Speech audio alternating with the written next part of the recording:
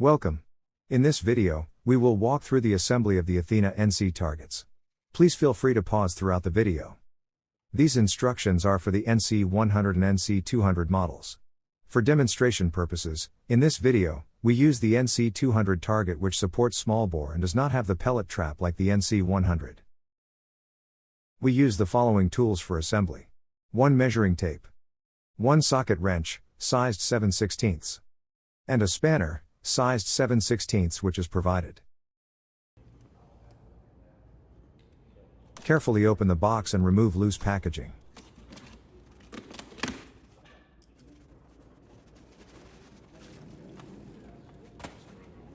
The box with your target should include a power supply clamp, EXO light assembly, bag of nuts and bolts, top clamp with a strip of reflective tape, power supply for the unit, and a power supply holder. Gently remove the target, carefully minding the sharp tape feed blade at the bottom of the unit.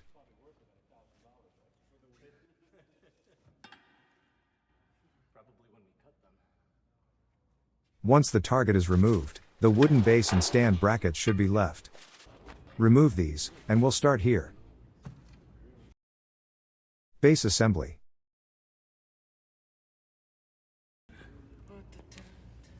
From the hardware provided, utilize the bag labeled base. First, place a flat washer on each bolt. Then, place each bolt on the bottom side of the board.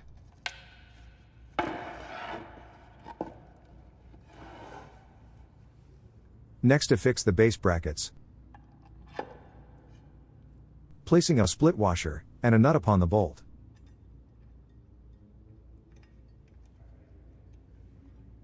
Make sure to align the base brackets as shown while assembling. After affixing the brackets, securely fasten the nuts and bolts on the base assembly.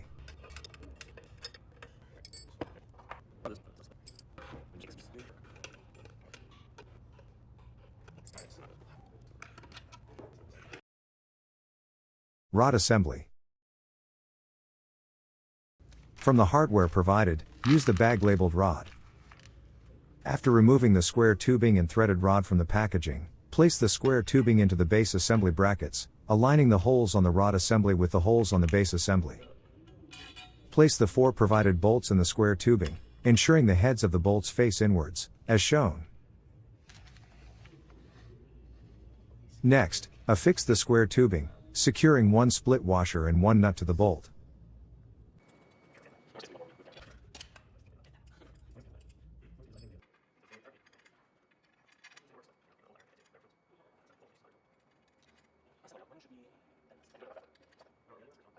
After affixing the square tubing to the brackets, securely fasten the nuts and bolts on the rod assembly.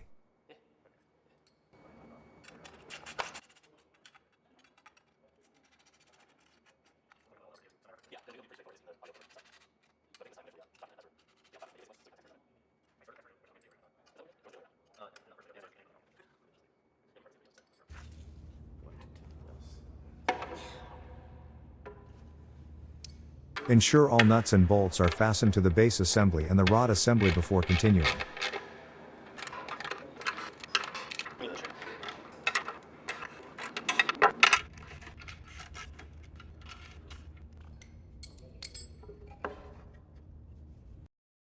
Threaded rod and power adapter bracket.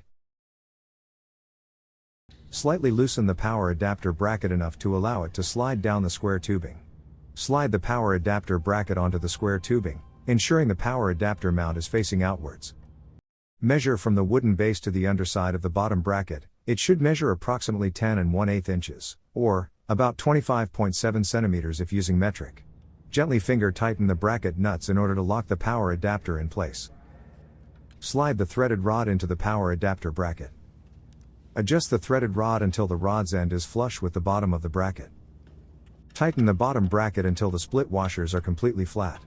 Be very careful not to over-tighten the bolts and nuts on plastic parts. Finally, slide the power supply holder on the top of the clamp, as shown. Camera arm assembly. Use the bag labeled camera from the provided hardware. Carefully attach the camera arm to the unit to ensure not to disconnect or damage the ribbon cables. Slide the bolt through the camera arm and mounting point on the target.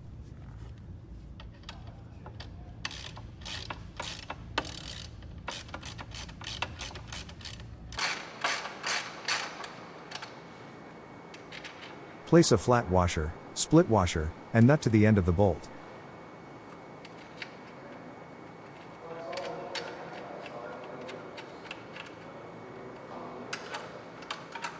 Tighten the bolt and nut until the split washers are flat, being careful not to over-tighten the hardware on plastic assemblies.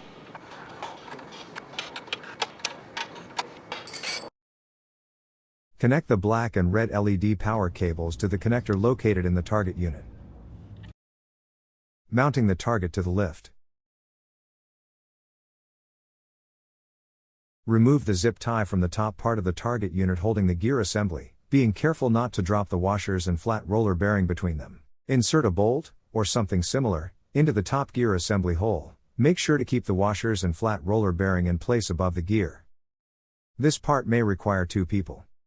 Minding the blade at the bottom of the unit, align the target's mounting bracket with the threaded rod and square tubing and gently slide into place.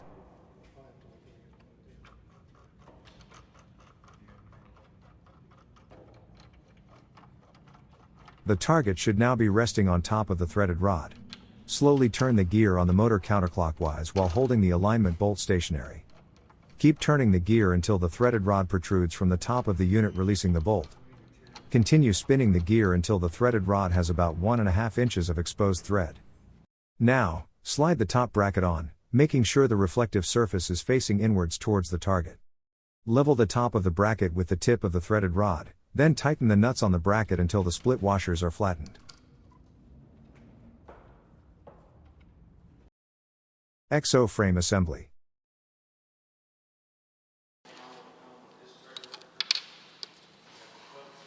Attach one of the supports to the EXO board. The support pieces are slotted on one side, which the mirror will eventually slide into. Make sure the slotted ends are facing each other, inwards. You may need to apply pressure to click the pieces into the EXO board.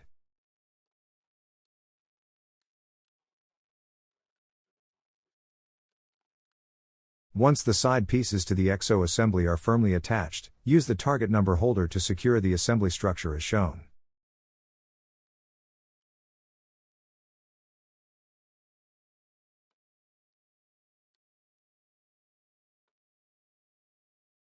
Finally, remove the protective coating from the mirror and slide in the EXO assembly.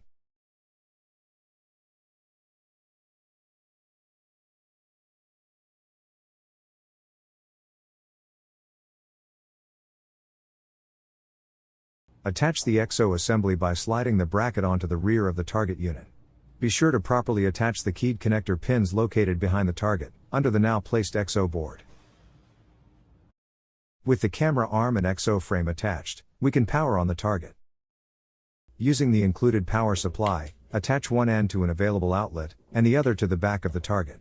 The power brick will illuminate when power is detected. You should now be able to power on the unit via the power switch on the back. Now to install the black paper roll and aiming masks. Remove the plastic caps off the end of the paper roll. Then, cut the tape binding the paper roll with a sharp blade. Install the paper roll onto the spring-loaded paper holder.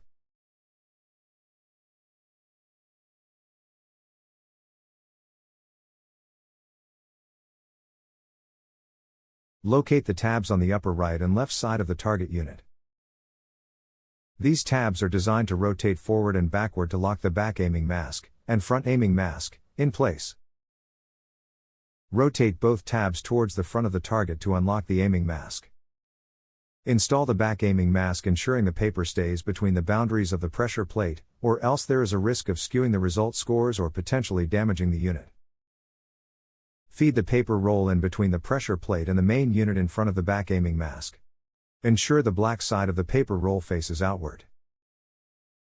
Confirm that the paper roll stays in between the pressure plate and the main unit all the way down until it reaches the rubber-coated rollers.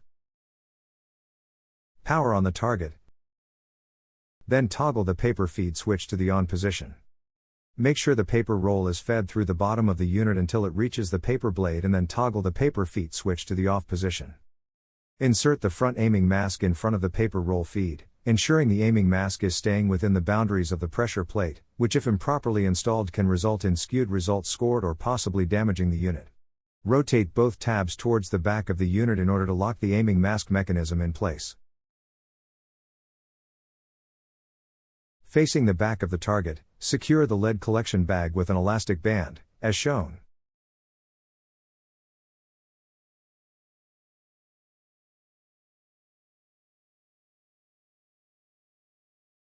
With your NC100 or NC200 now built, it is ready to be used. Please refer back to this video in the future should you need to assemble more targets or add-on targets.